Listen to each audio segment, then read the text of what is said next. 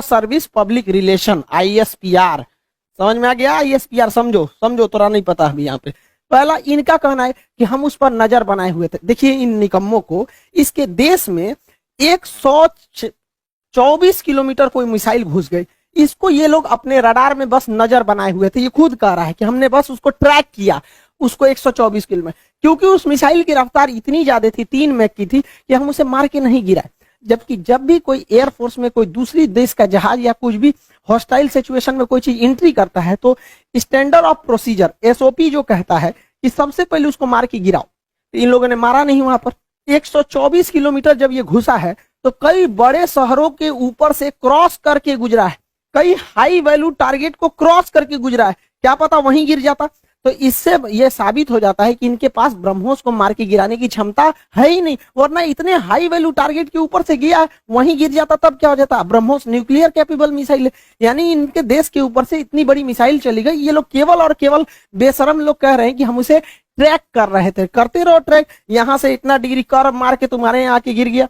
पाकिस्तान इसे मार के गिरा भी नहीं सकता, क्योंकि ब्रह्मोस 3 मैक से चलती है। इसके पाकिस्तान के पास चाइनीज रडार है, इन चाइनीज रडार की हेल्प से इसके पास 2 तरह के मिसाइल क्षमता है। एक HQ-7 है, ये 30 से 40 किलोमीटर की दूर की मिसाइलों को मारता है। एक HQ-9 है, ये लगभग 150 किलोमीटर मार सकता है। ये दोनों चाइना का है। इस सबको पता ही नहीं चला कहाँ चल गया यहाँ पे, इन सब किसी काम का नहीं। अब इससे चाइना भी घुस आया है, क्योंकि उसका ऑर्डर दे रखा था। चाइना पूरी दुनिया को ऑर्डर दिया था कि भैया हमारा HQ-9 डिफेंस सिस्टम बहुत अच्छा है, ले लो। अब पूरी दुनिया ने उसको ऑर्डर कैंसिल कर दिया। किसी तोरा कोने काम का मिसाइल है, भारत का ब्रह्मोस घुस गया है वहां पर। अब ये घुस आया है पाकिस्तान के ऊपर, किसी तो पाकिस्तान इसको कह रहा है तोरा मिसाइल फायर नहीं हुआ तो हम क्या करें। अब फिलीपीन ने ऑर्डर दे दिया था ब्रह्मोस को, अब वियतनाम भी कह रहा है हमको भी चाहिए, इंडोनेशिया कह रहा है हमको भी चाहिए, ताइवान कह रहा है हमको भी चाहिए। अब ब्रह्मोस एकदम जबरदस्त है यहाँ पर। अभी भी किसी को डाउट होता है कि भारत से मिसाइल गलती से छूट गई है, अभी भी मन में डाउट है तो दिमाग लगाइए।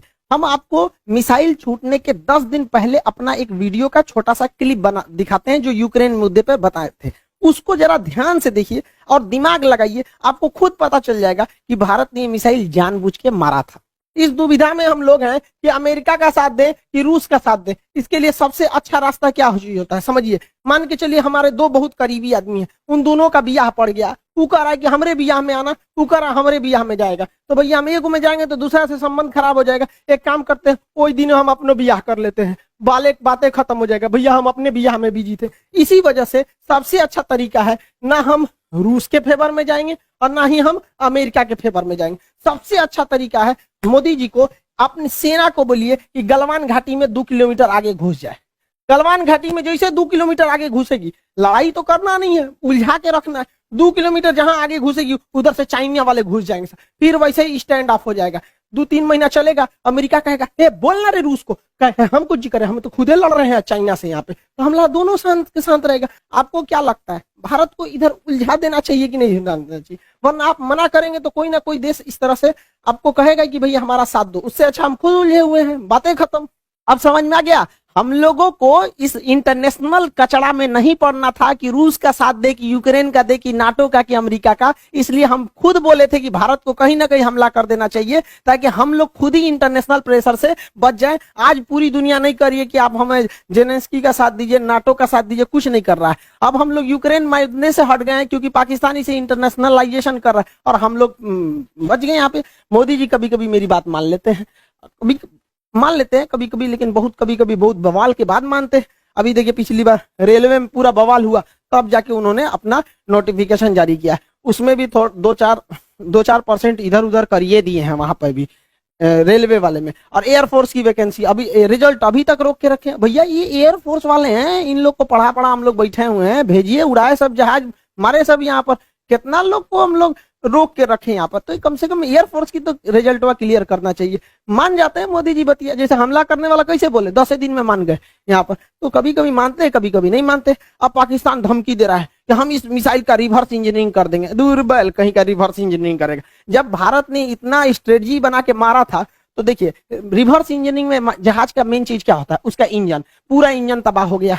इंजन पूरी तरह तबाह हो गया। जो सीकर होता है, जो रडार होता है आगे, वो जहाज के अगवे लगा रहता है, वो थुथुर में पूरी तरह से उधिया गया है यहाँ पर।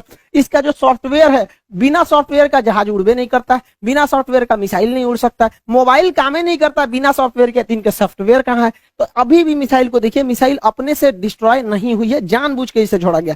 तो पाकिस्तान कर रहा है, ये किस धातु का बना है ये हम पता कर लेंगे। रे ससुराल लोल, अगर तुम ये पता कर लेगा किस धातु का है तो तुम अभी तक बना चुका रहता कि किस धातु का है।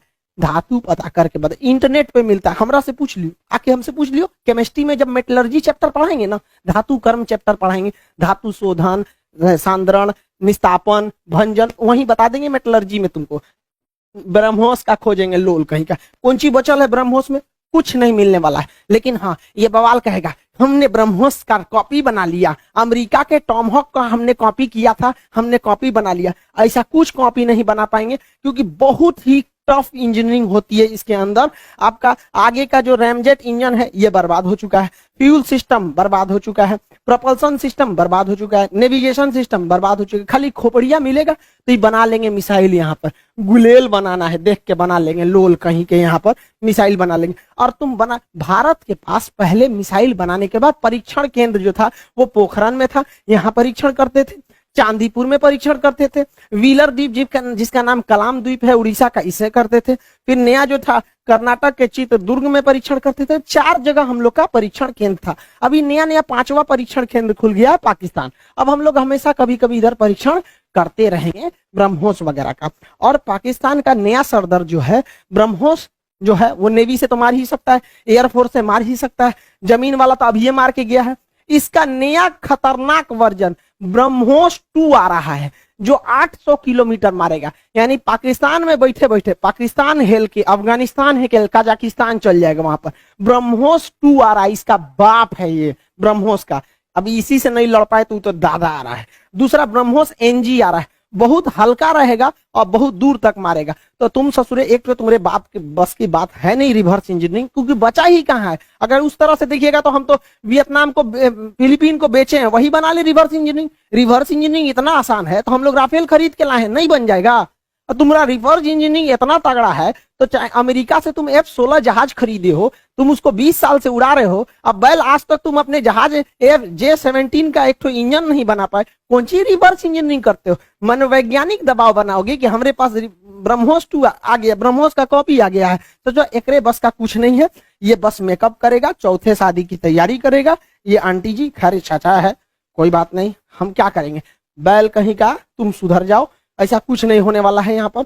इसलिए रिवर्स इंजीनियरिंग नहीं हो पाएगी। इसको 1 साल से हम समझा रहे हैं, नहीं समझ पा रहे हैं यहाँ पर। इससे कोई रिवर्स इंजीनियरिंग नहीं होगी। अब आप समझ गए होंगे, भारत ने जानबूझ के मारा था यहाँ पर ब्रह्मोस, इसी बहाने ब्रह्मोस का सक्सेस भी हो गया, डिमांड भी बढ़ गया।